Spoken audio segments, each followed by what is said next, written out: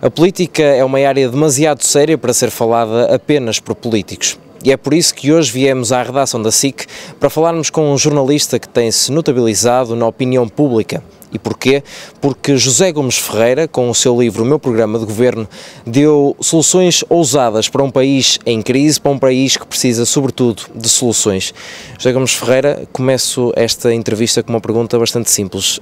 John Galbraith dizia que a sabedoria económica estava muito relacionada com aquilo que nós conseguiríamos prever antes de todos os outros.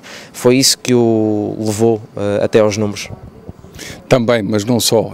É preciso, para nós ousarmos dar ideias de como gerir a coisa pública, gerir a república, a res pública na expressão latina, temos que, ao fazer o exercício de escolher o melhor, basear essas sugestões em coisas passadas. Porquê? A expressão o grande erro dos tempos modernos é julgar que as coisas passadas se tornaram impossíveis, é mesmo um grande erro. Temos que colher ensinamentos do passado. E, portanto, para prever e ousar sugerir o que é melhor para o futuro, temos que perceber o que nos aconteceu. E, portanto, quando eu faço um exercício que é ousar escrever o meu programa de governo, faço o exercício dizendo aquilo que acho que foi mal feito, porque é que foi mal feito, para evitar ser repetido e a partir daí tirar os melhores ensinamentos ou as melhores sugestões para podermos melhorar a nossa vida coletiva. Foi esse o exercício. Não propriamente fazer um exercício de adivinhação ou uma previsão quase futurólogo. Isso fica melhor, de facto, aos políticos da politiquice e dos partidos que querem apresentar soluções mágicas. Não existem soluções mágicas. Portanto, o melhor é basearmos no que aconteceu, no tipo de sociedade que temos e ousar propor coisas que sejam práticas e de aplicação prática. Foi esse o exercício que tentei fazer. O José nasceu num meio pobre, numa vila, numa pequena aldeia de Tomar. Estes problemas pelos quais passou em termos económicos também fizeram-no perceber que é necessário com pouco fazer muito? Eu vou responder com teoria política. Os comunismos foram construídos com base numa ideia de que o homem é naturalmente bom e que é a natureza, a sociedade que deturpa a natureza humana e que acaba por fazer evoluir as sociedades, tornando as pessoas más. E a partir da ideia de que o homem é naturalmente bom, construiu-se as ideias de socialismos e comunismos para tentar resolver as questões todas a partir de uma ideia utópica de ser ideal, ser bom. A abordagem exatamente contrária, que é o homem é um animal egoísta e que tem vícios e que tem que ser corrigido para se tornar apto a viver a vida em sociedade, leva a ter uma abordagem que é o melhor é aproveitar aquilo que da natureza humana é mais egoísta para produzir riqueza. E é essa a solução que existe nos modelos de capitalismo, que é aproveitar esse egoísmo para as pessoas tentarem lutar pelo lucro e depois aparecer alguém a dizer assim, agora vamos obrigar quem criou essa riqueza, vamos obrigá-lo a redistribuir. E aí aparecem as sociais-democracias e os socialismos moderados. Eu fiz esta teorização toda para dizer o seguinte, houve um senhor chamado Karl Marx que veio dizer uma coisa que justificou os comunismos, que era com a ideia de que se podia alterar a natureza humana, mas disse outra, e essa parte já entrou em decadência, portanto já não é seguida pela maioria do mundo, e disse outra que continua a ser válida, é que a infraestrutura condiciona a superestrutura. O que é que se quer dizer com isto? Uma coisa muito simples. A maneira como as pessoas vivem condiciona decisivamente o seu futuro. É válido para um político e também para um jornalista que, tendo nascido em meio pobre, ousou olhar para as coisas de forma diferente, dando por adquirido ou considerando à partida que nada é garantido, nada aparece do céu, nada cai do céu. E é a partir daí que eu faço os meus exercícios de sugestão aos políticos para resolverem os problemas. Que recordações da sua infância é que traz para os seus comentários políticos? A dificuldade e a necessidade de resolver os problemas com pouco. Portanto, basicamente é isso. Esse continua a ser válida essa formulação.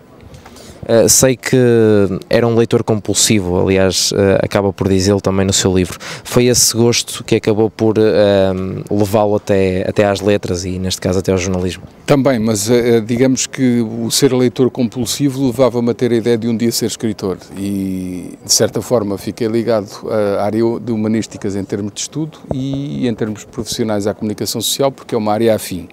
Mas propriamente o escrever um livro já foi mais a necessidade, e o livro que é, este livro, ousando propor soluções para o país, foi mais pela necessidade de sistematizar, enquadrar e explicar numa única peça de exercício jornalístico, que neste caso é escrever um livro com 475 páginas, mas é um único exercício de jornalismo, de forma integrada para quem quiser perceber todo o pensamento, o consiga perceber numa única peça jornalística, que é o livro. Porquê? Porque normalmente em televisão, o que é que acontece?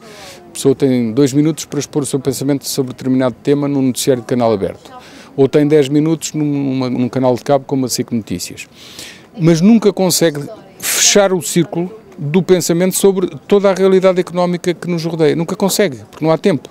Mesmo no exercício de entrevista ou de debate de 1 hora, ou até numa conferência de 1 hora, muitas vezes não se consegue sistematizar tudo. Basta lembrar que as cátedras ou as cadeiras da universidade sobre determinada matéria têm 6 meses ou têm 1 ano, e às vezes até se prolongam por mais de que 1 ou 2 anos. E, portanto, havia a necessidade de sistematizar e que as pessoas, no mesmo exercício jornalístico, ou neste caso, exercício de escrita, pudessem aperceber-se de tudo o que eu penso sobre o assunto. E foi esse apelo que eu senti para escrever um livro deste tamanho. Onde é que surgiu este sucesso, entre aspas, tão repentino na televisão? O sucesso é um classificativo que você usou, eu sobre isso não direi nada nunca, não sei se é sucesso ou não é. Sempre, desde que trabalho em televisão, ousei tentar explicar as coisas complexas por palavras simples, e antes de o poder fazer, tive que estudar os dossiês, queimar as pestanas em bom português e estudar anos a fio certas matérias. Há matérias como, por exemplo, a área fiscal, como funciona o sistema de impostos, ou matérias como a área da energia e a produção de energia, produção, distribuição, venda de energia, enquadramento da regulação. São matérias altamente complexas. Para as poder explicar de forma simples, em 4 ou 5 frases, é preciso queimar as pestanas, e neste caso durante muitos anos. E eu ousei fazer isso, e portanto, a partir do momento em que acho que percebi minimamente o funcionamento dessas realidades, passei a explicá-las de forma simples. Se isso é bem interpretado pelos espectadores, em termos de ser sucesso ou não, eles o dirão, eu não sei. Que eu tenho retorno daquilo que digo, no sentido das pessoas me dizerem, sim, percebi e até gostava de acrescentar este ou aquele ponto. Isso eu tenho muito retorno e, portanto, acho que isso é altamente compensador para quem está na área e na profissão a fazer este tipo de jornalismo. Por vezes é difícil quando se vê certo tipo de medidas e tem que as comentar, separar o José Gomes Ferreira do cidadão, do comentador José Gomes Ferreira. Eu não vou por aí. Esta história dos políticos dizerem que eu estou aqui na qualidade de dirigente partidário, não estou aqui na qualidade de primeiro-ministro. Ou de dizerem, eu estou aqui na qualidade de membro da Comissão Parlamentar de Defesa. E depois logo a seguir dizerem, agora vou falar como cidadão, não pertenço ao Parlamento. Ou um jornalista dizer, eu falo apenas na qualidade técnica de jornalista e não assumir a sua condição de cidadão, para mim, eu não uso essa formulação, nem acho que os políticos devam usar. Todos nós temos várias vertentes na nossa vida e vários aspectos da nossa personalidade que devemos assumir por inteiro. Portanto, eu quando falo na antena sou o cidadão e sou jornalista ao mesmo tempo, com toda a clareza. A questão que lhe faço, penso que é bastante direta. Acredita que tem mais liberdade para fazer certo tipo de comentários face ao poder central por trabalhar numa estação privada? Não é só por trabalhar numa estação privada. Ou melhor, os exercícios de jornalismo livre também existem em canais públicos. Se calhar até mais do que noutros privados. Com tudo o que isto quer dizer. Se calhar nos canais públicos, televisão, rádio e agência, até existe mais liberdade, porque existe um enquadramento legal que leva a que não haja censura. Pode haver algum enquadramento editorial que retire alguma carga de liberdade, mas os exercícios podem ser válidos e podem ser com autonomia.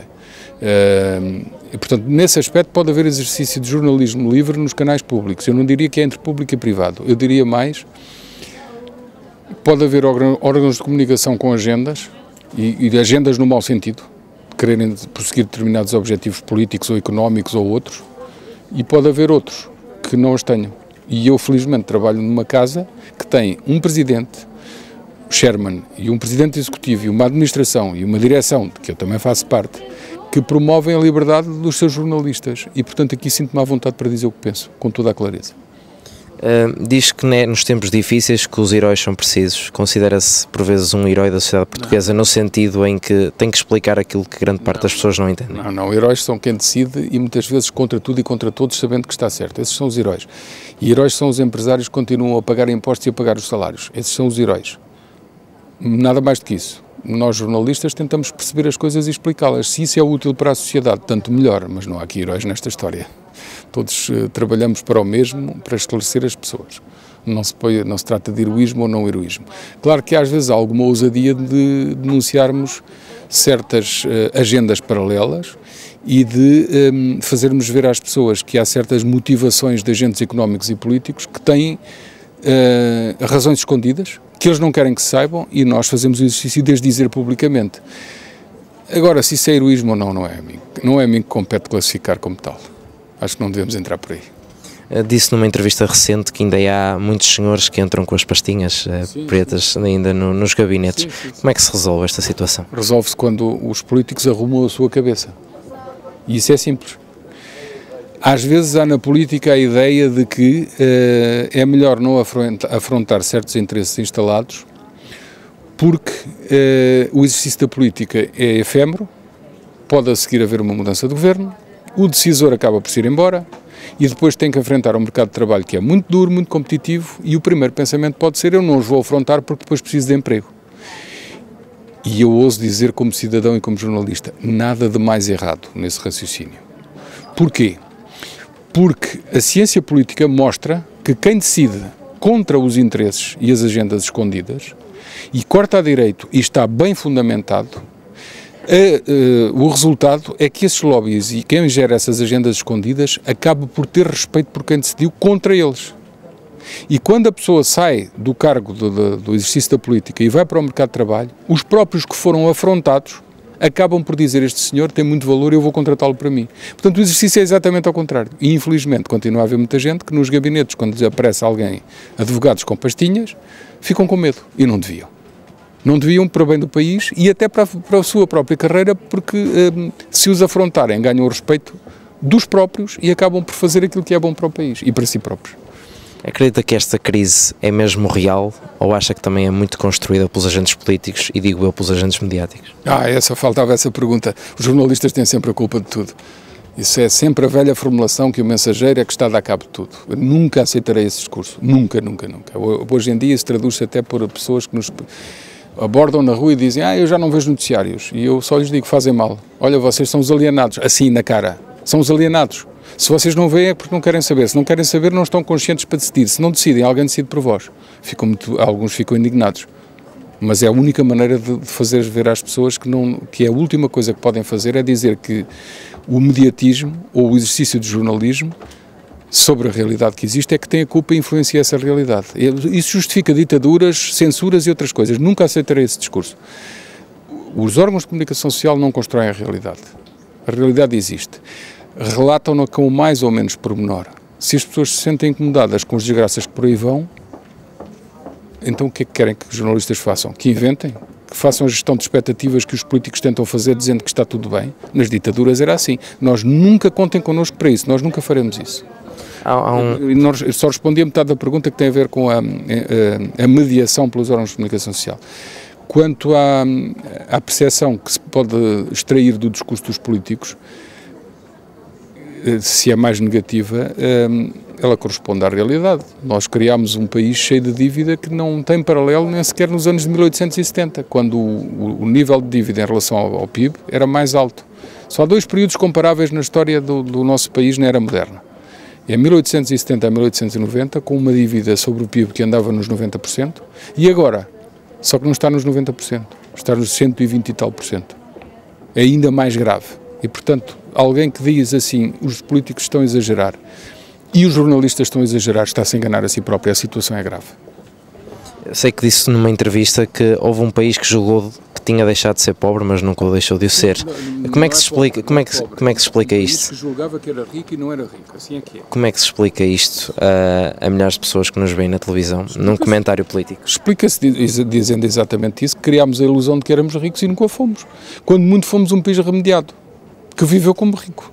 É tão só isso. E, portanto, quando se diz que tem que se corrigir, é mesmo para se corrigir, e não é só o Estado, é o Estado e privados. Aliás, os privados fazem isso sempre muito mais rápido, tanto empresas como famílias. Cortar 10% no orçamento de uma família, a maioria já fez isso. Cortar 10% no orçamento de uma empresa, a maior parte já fez isso. Cortar 10% no Estado é um drama. Veja o que está a acontecer quando continuamos com um déficit de 5%.